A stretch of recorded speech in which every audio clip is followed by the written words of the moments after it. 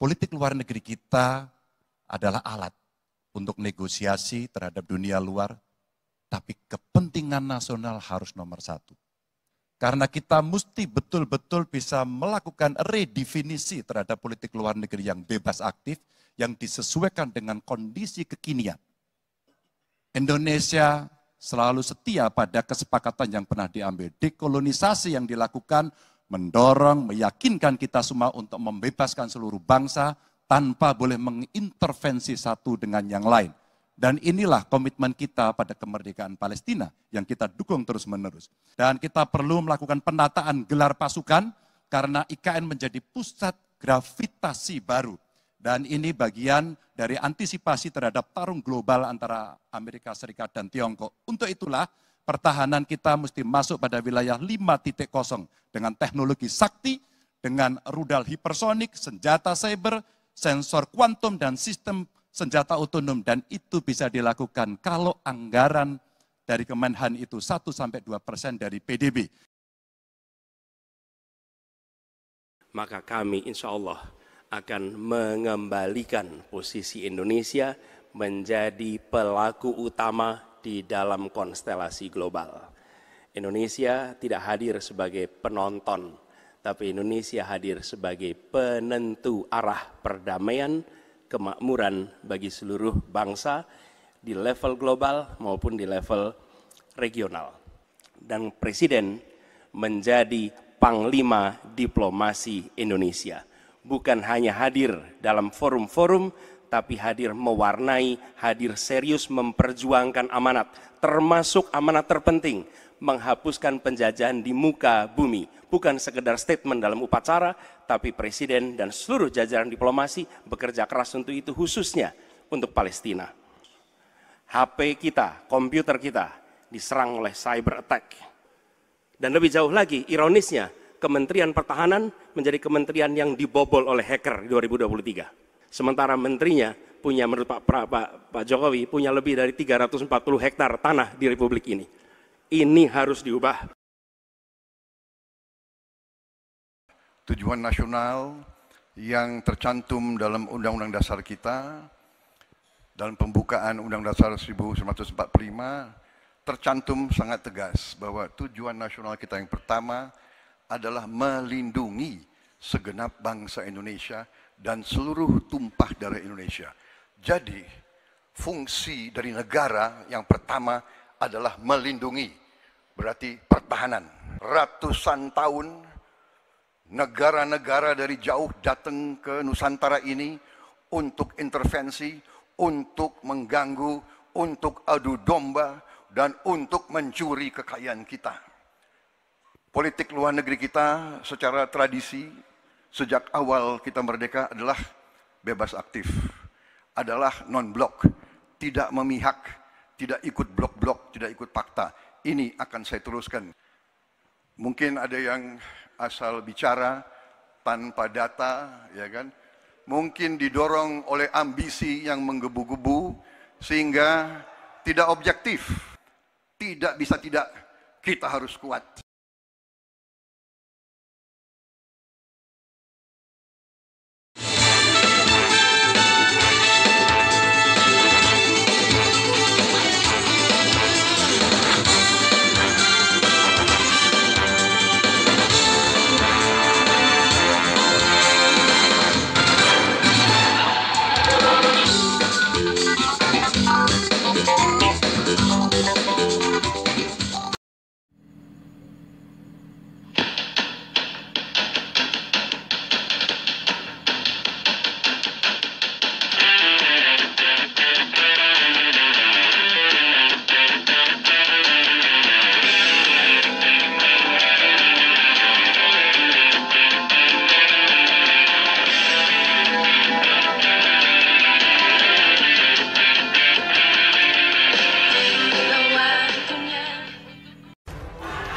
Dan langsung saja kita mulai debat calon presiden pemilu 2024. Dan pada sesi pertama kita akan mendengarkan visi misi dan program kerja masing-masing calon presiden 2024.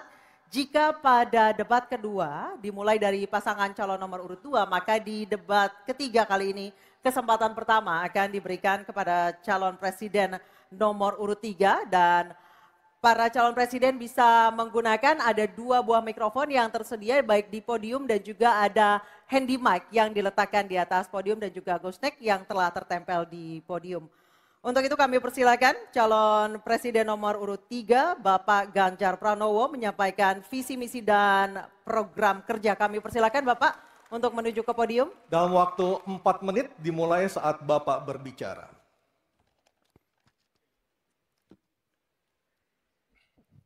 Terima kasih. Selamat malam Bapak Ibu sekalian yang hari ini hadir di studio dan tentu saja yang menyaksikan melalui tayangan televisi atau streaming. Kami membaca sekaligus mencatat persoalan luar negeri, pertahanan keamanan, dan tentu saja dari 3 ini kami akan menyampaikan poin per poin.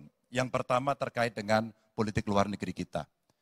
Politik luar negeri kita adalah alat untuk negosiasi terhadap dunia luar, tapi kepentingan nasional harus nomor 1.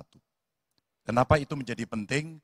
Karena kita mesti betul-betul bisa melakukan redefinisi terhadap politik luar negeri yang bebas aktif, yang disesuaikan dengan kondisi kekinian.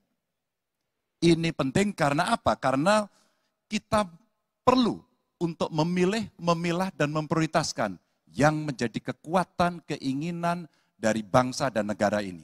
Rakyat butuh bekerja. Rakyat butuh lapangan kerja lebih banyak, investasi harus lebih banyak. Maka kita mesti memperkuat infrastruktur diplomasi kita, duta besar, para diplomat, dan tentu saja inilah yang mesti kita berikan penugasan-penugasan untuk membereskan persoalan-persoalan kepentingan ekonomi nasional dalam konteks kekinian. Dan tentu saja kita tidak pernah lupa, Indonesia selalu setia pada kesepakatan yang pernah diambil. Dekolonisasi yang dilakukan mendorong, meyakinkan kita semua untuk membebaskan seluruh bangsa, tanpa boleh mengintervensi satu dengan yang lain. Dan inilah komitmen kita pada kemerdekaan Palestina yang kita dukung terus-menerus. Maka kalaulah kemudian itu kita kerjakan, beberapa problem krisis iklim barangkali akan kita selesaikan dengan membawa pola-pola diplomasi sesuai dengan kekinian yang diperlukan. Atau barangkali kepentingan UMKM yang mesti kita bawa ke dunia internasional seperti praktek yang pernah kami lakukan di Jawa Tengah. Dan itu membuat masyarakat akan merasakan politik luar negeri jauh lebih baik. Pertahanan, sistem pertahanan rakyat semesta mesti kita dorong, kita lapisi dengan pertahanan yang betul-betul berlapis dan kita jadikan benteng pertahanan Nusantara sebagai sebuah satu kesatuan. Dan kita perlu melakukan penataan gelar pasukan karena IKN menjadi pusat gravitasi baru. Dan ini bagian dari antisipasi terhadap tarung global antara Amerika Serikat dan Tiongkok. Untuk itulah pertahanan kita mesti masuk pada wilayah 5.0 dengan teknologi sakti, dengan rudal hipersonik, senjata cyber, sensor kuantum, dan sistem senjata otonom. Dan itu bisa dilakukan kalau anggaran dari Kemenhan itu 1-2% dari PDB. Sehingga MEF kita akan bisa tercapai. Karena ini yang mengerikan di 2024 saya khawatir ini tidak akan tercapai. Untuk keamanan, terorisme, narkoba, pinjaman online, judi online, kekerasan seksual, ini perlu mendapatkan perhatian termasuk TPPU. Maka reformasi kepolisian betul-betul harus mengantisipasi ini dengan penguatan cyber system kita, termasuk pengembangan SDM cyber yang kuat. Polisi yang menjadi pengabdi masyarakat betul-betul akan bisa mengayomi. Seperti kemudian pada saat saya bertemu dengan Ibu Mary Hugeng. Bagaimana Ibu Mary menceritakan bahwa polisi kita mengayomi dengan kesungguhan. Polisi kita hidup dengan sangat sederhana dan mereka punya integritas yang tinggi. Sebagai anak polisi, saya paham betul ini sesuatu yang sulit dan pasti akan bisa kita lakukan. Dan tentu saja inilah capaian-capaian yang akan kita lakukan oleh Ganjar Mahfud. Bismillah. Insya Allah kami siap. Baik, terima kasih Bapak Ganjar Pranowo. Kami persilakan kembali ke tempat Pak Ganjar. Kami persilakan kepada Bapak Anies Rashid Baswedan untuk menuju podium menyampaikan visi, misi, dan program kerja dengan waktu 4 menit.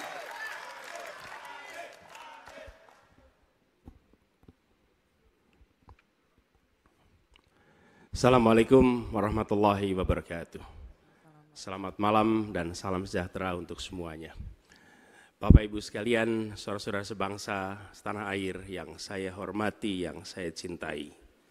Ketika kepercayaan dari Ibu dan Bapak saudara sekalian diberikan kepada kami, maka kami insya Allah akan mengembalikan posisi Indonesia menjadi pelaku utama di dalam konstelasi global. Indonesia tidak hadir sebagai penonton, tapi Indonesia hadir sebagai penentu arah perdamaian, kemakmuran bagi seluruh bangsa di level global maupun di level regional. Kami merencanakan bagaimana kekuatan Indonesia, kekuatan kebudayaan, kekuatan kesenian, kekuatan ekonomi ikut mewarnai kancah dunia. Kita ingin film kita, seniman kita, kuliner kita, diplomati kita, para diaspora kita menjadi fenomena dunia, hadir mewarnai kancah internasional. Kita menginginkan dengan cara seperti itu, maka apa yang kita kerjakan di level dunia membuat Indonesia bisa menjadi tuan rumah di negeri sendiri, sekaligus tamu mempesona di negeri orang. Dan Presiden menjadi panglima diplomasi Indonesia. Bukan hanya hadir dalam forum-forum, tapi hadir mewarnai, hadir serius memperjuangkan amanat, termasuk amanat terpenting, menghapuskan penjajahan di muka bumi. Bukan sekedar statement dalam upacara, tapi Presiden dan seluruh jajaran diplomasi bekerja keras untuk itu, khususnya untuk Palestina. Tapi dalam kenyataannya, kita bicara tentang pertahanan di sisi lain. Kita menghadapi tantangan yang tidak kecil. Dalam beberapa tahun terakhir ini, lebih dari 160.000 orang meninggal, bukan karena serangan militer, tapi karena serangan virus. HP kita, komputer kita, diserang oleh cyber attack. Lebih dari 800 juta cyber attack. Perdagangan manusia, perdagangan anak. Bagaimana perempuan, anak-anak menjadi korban, lebih dari 3.000 orang. Dan narkoba menyerbu Indonesia. 4,8 juta orang terpapar narkoba. Keluarga-keluarga kita menderita karena narkoba ini. Dan itu pedih sekali. Itu tingkat keluarga. Pencurian ikan, pencurian pasir, itu menandakan bahwa kita kebobolan. Dan lebih jauh lagi, ironisnya, Kementerian Pertahanan menjadi kementerian yang dibobol oleh hacker di 2023. Sebuah ironi, karena itu kita ingin mengembalikan. Dan 700 triliun anggaran Kementerian Pertahanan tidak bisa mempertahankan itu, justru digunakan untuk membeli alat-alat alutsista yang bekas. Di saat tentara kita lebih dari separuh tidak memiliki rumah dinas. Sementara menterinya punya, menurut Pak Jokowi, punya lebih dari 340 hektar tanah di Republik ini. Ini harus diubah. Tambah lagi, food estate singkong yang menguntungkan kroni, merusak lingkungan, dan tidak menghasilkan. Ini harus diubah. Kami akan memulai dengan kepemimpinan yang menjunjung tinggi etika, kepemimpinan yang mengandalkan data, informasi, kapasitas yang serius. Kita ingin Republik ini berperan di level global, dijaga secara serius untuk rumah tangga, untuk nasional, sehingga kewibawaan kita adalah kewibawaan berdasarkan kekuatan. Untuk itu kita butuh perubahan. Terima kasih. Assalamualaikum warahmatullahi wabarakatuh. Baik, terima kasih Bapak Anies Baswedan, dipersilakan kembali ke tempat. Harap tenang. Harap tenang. Harap Kita tenang sudah hadirin, paham? harap tenang dulu. Baik, selanjutnya Harap tenang. kami persilakan kepada calon Presiden nomor 2 Bapak Prabowo Subianto untuk menuju podium menyampaikan visi misi dan program kerja. Harap tenang, ada waktunya. Harap tenang. Waktu Anda 4 menit dimulai ketika Bapak berbicara, silakan. Bismillahirrahmanirrahim. Assalamualaikum warahmatullahi wabarakatuh. Salam sejahtera kita sekalian. Shalom, Om Swastiastu, Namo Buddhaya, salam kebajikan.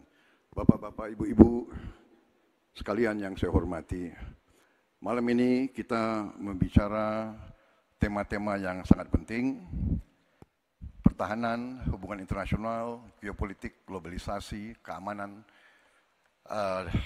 Dengan demikian, kita kembali kepada dasar kita, tujuan nasional yang tercantum dalam Undang-Undang Dasar kita, dalam pembukaan Undang-Undang Dasar 1945, tercantum sangat tegas bahwa tujuan nasional kita yang pertama adalah melindungi segenap bangsa Indonesia dan seluruh tumpah darah Indonesia.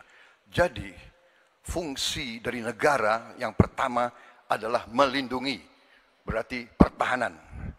Saudara-saudara, kita memahami negara kita sangat besar, sangat kaya, ratusan tahun negara-negara dari jauh datang ke Nusantara ini untuk intervensi, untuk mengganggu, untuk adu domba, dan untuk mencuri kekayaan kita.